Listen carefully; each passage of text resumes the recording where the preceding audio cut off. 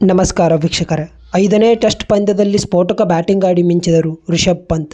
ಮೊದಲ ದಿನವೇ ಆಲ್ಔಟ್ ಆಗುವ ಮೂಲಕ ಸಂಕಷ್ಟಕ್ಕೆ ಸಿಲುಕಿತು ಭಾರತ ತಂಡ. ಹೌದು ವೀಕ್ಷಕರೇ, ಭಾರತ ಮತ್ತು ಆಸ್ಟ್ರೇಲಿಯಾ ತಂಡಗಳ ನಡುವಿನ 5ನೇ ಟೆಸ್ಟ್ ಪಂದ್ಯ ಇದೀಗ ಸಿಡ್ನಿಯಲ್ಲಿ ಪ್ರಾರಂಭವಾಗಿದೆ. ಸಿಡ್ನಿಯಲ್ಲಿ ಮೊದಲ ದಿನದಂದೇ ಬ್ಯಾಟಿಂಗನ್ನು ಪ್ರಾರಂಭಿಸಿದ ಭಾರತ ತಂಡ ಯಶಸ್ವಿ ಜೈಸ್ವಾಲ್ ಮತ್ತು KL ರಾಹುಲ್ ರವರನ್ನು ತಂಡದ ಪ್ರಾರಂಭಿಕರಾಗಿ ಕಣಕ್ಕಿಳಿಸಿತು. ಯಶಸ್ವಿ ಜೈಸ್ವಾಲ್ ರವರು ಕೇವಲ 10 ರನ್ಗಳನ್ನು ಕಲೆಹಾಕಿ ತಮ್ಮ ವಿಕೆಟನ್ನು ಒಪ್ಪಿಸಿದರೆ KL ರಾಹುಲ್ ರವರು 4 ರನ್ಗಳಿಗೆ ತಮ್ಮ ವಿಕೆಟನ್ನು ಒಪ್ಪಿಸಿದರು. ಮತ್ತು 3ನೇ ಕ್ರಮಾಂಕದಲ್ಲಿ ಬ್ಯಾಟಿಂಗ್ಗೆ ಇಳಿದ ಶುಭ್ಮನ್ ಗಿಲ್ ರವರು 64 ಬೌಲ್ಗಳಲ್ಲಿ 20 ರನ್ಸ್ಗಳನ್ನು ಕಲೆಹಾಕಿದರೆ ವಿರಾಟ್ ಕೊಹ್ಲಿ ರವರು 69 ಬೌಲ್ಗಳಲ್ಲಿ ಕೇವಲ 17 ರನ್ಸ್ಗಳನ್ನು ಕಲೆಹಾಕಿ ಭಾರತ ತಂಡವನ್ನು ಸಂಕಷ್ಟಕ್ಕೆ ಸಿಲುಕಿಸಿದರು ಅಂತಾನೆ ಹೇಳಬಹುದು. ಇವರ ನಂತರ ಕಣಕ್ಕಿಳಿದ ರಿಷಭ್ ಪಂತ್ ರವರು ಸ್ಫೋಟಕ ಬ್ಯಾಟಿಂಗ್ ಆಡಿ 98 ಬೌಲ್ಗಳಲ್ಲಿ 3 ಬೌಂಡರಿ ಮತ್ತು 1 ಸಿಕ್ಸರ್ನ ಸಹಾಯದೊಂದಿಗೆ 40 ರನ್ಸ್ಗಳನ್ನು ಕಲೆಹಾಕಿದರು.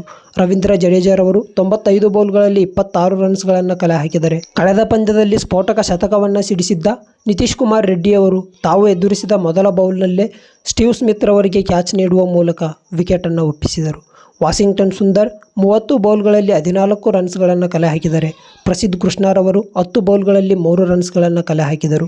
ಮತ್ತು ಜಸ್ಪ್ರೀತ್ ಬುಮ್ರಾರವರು 17 ಬೌಲ್ಗಳಲ್ಲಿ ಸ್ಫೋಟಕವಾಗಿ ಬ್ಯಾಟಿಂಗ್ ಆಡುವ ಮೂಲಕ 22 ರನ್ಸ್ಗಳನ್ನು ಕಲೆಹಾಕಿದರು.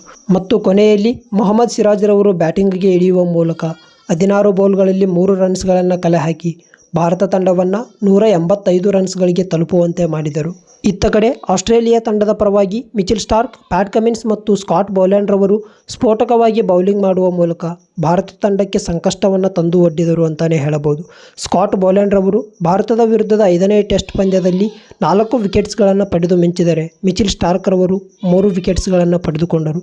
ಮತ್ತು ಪ್ಯಾಟ್ ಕಮಿನ್ಸ್ ರವರು 2 ವಿಕೆಟ್ಸ್ಗಳನ್ನು ಪಡೆದುಕೊಂಡರೆ ನಿಥಾಮ್ ಲಿಯಾಮ್ ರವರು 1 ವಿಕೆಟನ್ನು ಪಡೆಯುವ ಮೂಲಕ ಭಾರತ ತಂಡವನ್ನು ಆಲ್ಔಟ್ ಮಾಡಿದರು ಅಂತಾನೆ ಹೇಳಬಹುದು. ನಂತರ ಆಸ್ಟ್ರೇಲಿಯಾ ತಂಡ ಬ್ಯಾಟಿಂಗ್ಗೆ ಇಳಿದು 1 ವಿಕೆಟ್ ನಷ್ಟಕ್ಕೆ 9 ರನ್ಸ್ಗಳನ್ನು ಕಲೆಹಾಕಿ ಮೊದಲ ದಿನದಾಟವನ್ನು ಮುಕ್ತಾಯಗೊಳಿಸಿದೆ.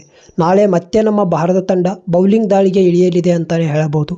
ನಿಮ್ಮ ಪ್ರಕಾರ 5ನೇ ಟೆಸ್ಟ್ ಪಂದ್ಯವನ್ನು ಯಾವ ತಂಡ ಗೆಲ್ಲಬಹುದು? ಕಮೆಂಟ್ ಮಾಡಿ.